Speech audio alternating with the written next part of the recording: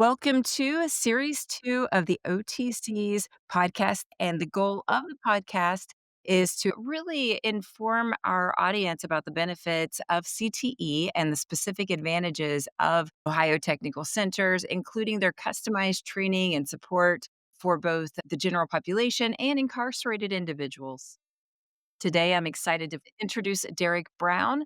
Derek is the Director of Post Secondary and Continuing Education at Scioto County Career and Technical Center. Be sure to expand on the details of this podcast to read his bio and find out how you can connect with him. And Derek, to start off, can you share your career journey and what drew you into career and technical education and why Star Center's mission matters to you, and also sharing a little bit about what that mission is? Sure. I have been in career tech now for 16 years total. Straight out of college, I began my career as a high school science teacher.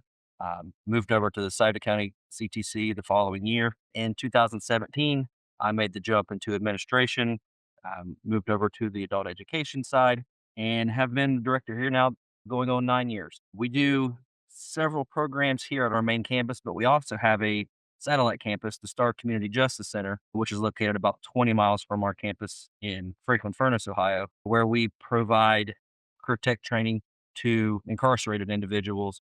And currently, we are running 5 different programs for those individuals. Star Community Justice Center is a 360 bed American Correctional Association accredited facility that houses both male and female residents. There are 19 community justice centers throughout the state of Ohio. The one here in Scioto County actually services the largest area, which is 19 counties. So we have students from all of Southeast Ohio enrolling in our programs during their time at Star. Derek, can you share how SCCTC adapts programs to employer needs? We consider our occupational advisory committees crucial to what we do here at the CTC. Every one of our 20 occupational programs has a separate advisory committee made up of individuals from the field, from that industry.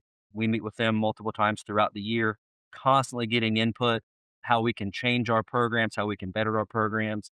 If there's new equipment that's out in industry that we need to purchase for our students to learn on. Also, new programming. It seems like any time that we start a new program, it's because there was an idea pitched in one of these committee meetings for a totally different program. As the employers and those in industry reach out to us, hey, we're having trouble filling these roles and these positions. Is this something you guys could look into starting a program for? And a lot of our programming comes about that way. What an asset for your community that you're able to quickly adjust and create this customized, very specific programming for business and industry needs. And I've already heard quite a bit about your health related programs at SCCTC and would love to hear more about how this program feeds the local healthcare talent pipeline. We know that health occupations are projected to be among the fastest growing careers in the United States and especially in Ohio. What options are available for secondary students who are interested in healthcare? There are a lot of different options here at our CTC in healthcare. By far, our most popular program is our practical nursing program. Students can go through and become an LPN after just 1 year. We are now in our third cohort of our LPN to RN bridge program. So students are completing the LPN program and coming directly into the RN program. It's totally feasible to be out of high school for 2 years and have your RN, where it's pretty much unheard of at any university or community college getting through that fast. But we also offer surgical technology, dental assisting, nurse aid, phlebotomy, medical assisting, and chemical dependency counselor's assistant. That is a lot of options. I was over at a local healthcare facility and talking about how we can better equip students for their future careers. And they were talking about how all of it's so interconnected. You know, someone comes in for, let's say, a heart issue and how they are working with an x ray technician, a phlebotomist, all of these different positions. So it's just fascinating to see how many opportunities there are in healthcare and how it all just really comes together so seamlessly. And I want to talk about post secondary options and licensures. Can you share what programs are available and how these programs are designed to meet regional healthcare needs and really what makes them successful? First, we have the health care programs I just mentioned, dental assisting, medical assisting, phlebotomy, nurse aid, practical nursing, registered nursing, CDCA, and our surgical tech program. We also offer several programs in the industrial trades. We have a year-long electricity program, a year-long industrial maintenance program, a 6-month welding program, a 9-month power line mechanic program. We also offer the Southern Ohio Police Academy and information technology professional here at our main campus in our main facilities, but we also offer a 200-hour welding, 200-hour plumbing, 150-hour drywall, 200-hour residential electricity, and a 40-hour fiber optics technician program at Star Community Justice Center. Altogether, we have 20 programs that adults can enroll in. I came into adult education in 2017. At that time, we had 11 programs, and we've almost doubled in size over the last 8 years. That is phenomenal. Wow, that's a lot of changes. Well, and I'm really interested in your partnership with the Star Community Justice Center. Can you talk about how that partnership began and what prompted SCCTC to bring technical training into a community based correctional facility? Absolutely. As any of our programs typically do, it started off in advisory meetings. We had a gentleman from the STAR facility that was interested in bringing vocational programming to their residents. Approached the previous director about it, meeting with our advisory committees. We started that programming at STAR Community Justice in October of 2017. And at that point, we offered a 200-hour plumbing and a 200-hour welding. When we first got off the ground, we had two programs. It went really well. So then we decided to add drywall. About a year later, we decided to add residential electricity. And this past summer, we have began the fiber optics technician program. And that one's brand new. We've only ran one cohort through so far. So we're really excited. There's a lot of job opportunities in that field. Let's talk some more about that. With your fiber optic technician program, what are some of the goals of the program and how does it provide residents with industry recognized skills? Yeah, the students in our fiber optics program will come out with their certified fiber optic technician certification through the Fiber Optics Association. And this will allow them to work for any fiber optics company as an entry level professional. They learn how to run cable and, most importantly, how to splice cables, which is a big deal in the field. It takes very specialized equipment that we had to purchase for the program in order for them to learn on. So, those skills are crucial to the entire state of Ohio right now, as there's a huge broadband boom statewide. We are in the middle of updating all of our fiber optics infrastructure statewide. Over the next couple decades, there's going to be more and more of a need for these employees. And can you talk about how the reentry works? How they're developing these skills, they're receiving certifications, it's an area that's high demand. What does that look like when it's time for them to re-enter the workforce, to go back into their community? Can you share a little bit about that? Absolutely. The Star Community Justice Center has their own reentry department. They have individuals specifically tasked with helping students not only find employment, but also housing, further education, whatever their needs may be. Being predominantly an institution housing drug offenders, a lot of those residents are not able to go directly back into the general population just quite yet. So a lot of times they're transitioning into temporary housing or they're transferring into a residential treatment center. We also have a dedicated placement coordinator here at the school, and his entire job is to help not only the adult ed students but also our high school students find employment upon graduation.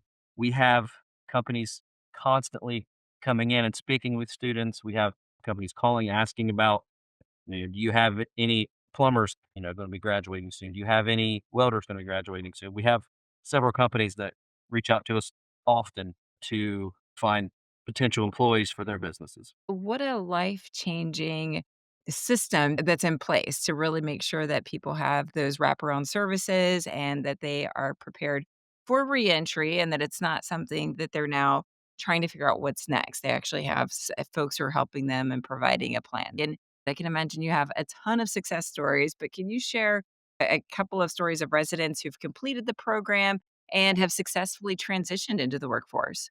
Absolutely. We recently had one of our students at Star. He went through our welding program, and upon his release, he was able to gain his high school equivalency, and that allowed him to gain employment with the Carpenters Union when he was able to be released. So, for the fact that he had an industry credential and he now had his high school diploma. And with the adult diploma program in the state of Ohio, we actually have, of course, the typical GED route that many students take.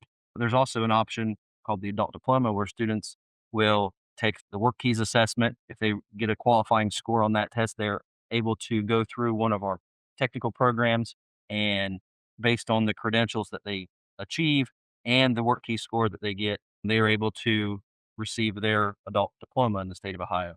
That's probably the aspect of STAR that I personally am most proud of, is the amount of students that we're able to not only put to work, but also to help get their high school equivalency. There are a lot of career opportunities that they're not going to be eligible for just for not having their high school diploma. Even basic service industry positions and hospitality positions. A lot of companies will not even look at employees' resume without having that box checked that they're a high school graduate. During the last fiscal year, we were actually able to award over 120 adult diplomas to our residents at Star, which is actually about 10% of all the adult diplomas in the state of Ohio came from Star facilities. So that's something that we are really proud of. Every time we decide to add a program, we always want to make sure that students have that option, that those credentials are approved for the adult diploma so we can continue helping students achieve that as well. Wow, 120 adult diplomas, that's pretty incredible. I can only imagine how that's completely changing their trajectory. And with that, I'm assuming they're also developing soft skills alongside their technical training. Can you talk a little bit about that and how this is crucial for successful reentry? Absolutely. We work hand in hand, not only with the STAR faculty, but also the Scioto County Aspire program. They have employees that are set up permanently inside of STAR. They do our work keys assessment for us. They do all of the soft skills, all of that type of thing that allows students to not only gain a certification, not only gain their diploma, but also become more of a well rounded individual. Can you talk some about your customized training offerings? Now, you mentioned earlier with healthcare options, first aid and CPR. Can you talk some about just the whole range, including serve safe, forklift training, dental? I know there's a ton of offerings. Can you share some about how that's also being adapted to meet employer needs? Absolutely. We have employers reaching out to us all the time. A lot of times wanting some very, you know, simple, basic courses such as OSHA 10. We do serve safe classes for some of the industry around here, forklift training, communicable diseases. Actually, one that we have a lot of interest in is just simple Microsoft Office training, especially Excel for different types of office settings. But over the last few years, we have really grown in our capacity for customized training. We actually have, for about 20 years now, offered CEU classes for electrical, HVAC, and plumbing contractors. So we do 3 days a month. We have contractors here at the campus doing their continuing education courses. We also have recently been awarded a regional training center through the Ohio Peace Officers Training Commission. Now we are adding corrections classes, court officer basic academy classes. We have 3 classes scheduled to take place over the next couple months where we will have instructors from all over southeastern Ohio coming and doing their training in the Peace Officers Academy. So not only are we training our cadets here to become officers, but now we're also training the instructors throughout the state that'll be helping other cadets and other academies. I love the diversity of what's happening through your work. You're serving folks in your correctional centers, your general population, cadets, military. That's just fantastic just to hear how there's pretty much something for everyone within your programs. And I've heard some about your tech cred. Can you share with folks in the audience who may not be familiar and what offerings are available? Absolutely. Tech Cred is a program that was started under former Lieutenant Governor Husted that allows employers to send their employees to training centers to receive approved industry credentials that they can take back to their workplace, add to their repertoire and allow that business to do more, maybe a larger capacity, whatever the case may be. And the awesome thing about Tech Cred is that employers can get refunded by the state for the training. So they will pay the school up front. And then once the training is over, they can fill out the paperwork with the state, and the state will actually reimburse them for that training. So it's a really good opportunity for employers. Most career centers throughout the state are providers, many community colleges and universities as well. Some of the things that we have offered here: hydraulics, CNC, CompTIA, which is IT training, stationary steam boiler operator. We have done NCCER, construction, American Welding Society certifications. But like I said earlier, the biggest ask site is always Microsoft Office, especially with Excel. That makes a lot of sense. It's something that just spans across multiple careers, so that's a fantastic one to be able to offer, and what a great deal. You get fully reimbursed afterwards. You can't complain about that, right? Absolutely. Let's talk about future goals and opportunities. What are some plans in place to expand SCCTC's reach? Can you talk about potential new programs on the horizon and how community members or employers support or participate in these efforts? Absolutely. I mentioned earlier about our chemical dependency counselors assistant program. That's been going on for probably 3 years at this point. That program was actually pitched to us during an advisory meeting for our medical assisting program. That was an area where there was a lot of employment in this area and a lot of openings. So we actually had some of our industry partners, suggest us looking into this, see if it's something that we could offer here. And we've been able to work very closely with some of our rehabilitation centers and have been able to offer that program for the last few years. And then throughout those advisory committees for CDCA, we are now looking into a behavioral counselor's assistant program, possibly sometime next year, and reach into an entire different aspect of rehabilitation. So it's something we're excited to get to work on. Oh, I can imagine. And who are the programs designed for? Historically, our programs have been mostly 25 to 40-year-olds, but over the last 5 or 6 years, it seems like our student body has gotten younger and younger and younger. We're getting a lot of students right out of high school that are choosing the OTC route as opposed to a 2 year college or 4 year university. A lot of students are now wanting to get those credentials quickly. You get out to work quickly. So I say anybody that's 18 years or older, a high school graduate, someone that's looking for a new career, or you're ready to, advance in your current position, maybe gain more credentials, more licensure, whatever the case may be. But also, if you are an 18-year-old that doesn't have a high school diploma, we offer the programs here on our main campus that students can enroll in, all of which are no more than a couple months. And students can have their industry certification, have their diploma, and be ready to go to work. So I tell people, if you're wanting to go to work, whether that's a new job, a first job, or an advance in your current job, an OTC is the ideal place for you. We also do a lot of career counseling. We have our own adult education guidance counselor here, and he meets with students daily, making career plans. So that's one of our biggest goals here is to, you know, continue to improve our area and our region and our community. We have covered so much, and there's so many opportunities that are available through SCCTC. Is there any final thoughts or anything else that you would like to share with our audience, including how to learn more about your programs? Absolutely. I would like to elaborate on some of our STAR programming throughout the 24-25 school year. The programs that we had running, we actually completed 285 residents throughout our programs in 1 year at STAR, which is the most we've ever done. Since then, we've added the fiber optics program, so that number is going to continue to grow. And with that 285 completers, the four programs have a completion percentage of over 90%. So as students go in, they're finishing the program, they're getting their credentials, and they're able to go to work. That's something we're really proud of. As far as reaching out to the school, learning more about our offerings, you can always give us a call at 740-259-5526 or visit us at cytotech.org. Well, Derek, thank you so much for joining us today. And for those of you who are listening in, Remember to subscribe to the podcast and check out previous episodes. This is our second series of podcasts, so lots of great information that's available to you. And also be sure to visit the OAC's website, the Ohio Association of Career and Technical Superintendents. It's because of their support that we're able to provide great information and resources such as this. Thanks again, Derek.